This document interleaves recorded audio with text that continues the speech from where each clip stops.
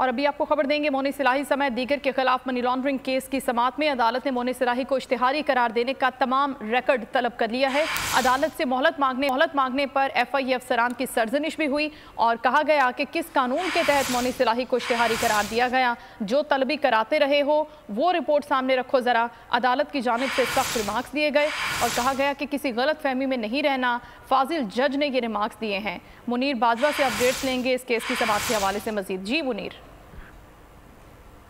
Special court centre के जज बख्त फखर बहजाद ने मनी लॉन्ड्रिंग केस में मोनी सिलाही को इश्तिहारी करार देने से मुतल्लिक ये करार दिया है कि बताया जाए कि किस कानून के तहत मोनी सिलाही को इश्तिहारी करार दिया गया और किस कानून के तहत बगैर नोटिस सुने इश्तिहारी करार देने की कार्रवाई की गई। इसके ऊपर अदालत ने FIA के अफसरों से रिकॉर्ड तलब किया है और अदालत ने इसके साथ साथ ये भी इस्तफसार किया है कि जब दूसरे मुल्ज़िमों का चालान क्यों नहीं पेश किया गया और अगर इस अदालत में इनका चालान ज़ेर समाअत है तो कैसे दूसरी अदालत से वो मुल्ज़मान जमानत हासिल कर सकते हैं। और अदालत ने इसके साथ साथ ये भी इस्तफसार किया है कि अदालत को इसके ऊपर भी मुतमिन करें कि आपने फोटो कापियां क्यों लगाई थी। और अदालत ने यह भी तंबीह की है कि ना रही। शुक्रिया मुनीर, अपडेट कर रहे थे सारी सूरत हाल। जामियात में चलता गोरख धंधा,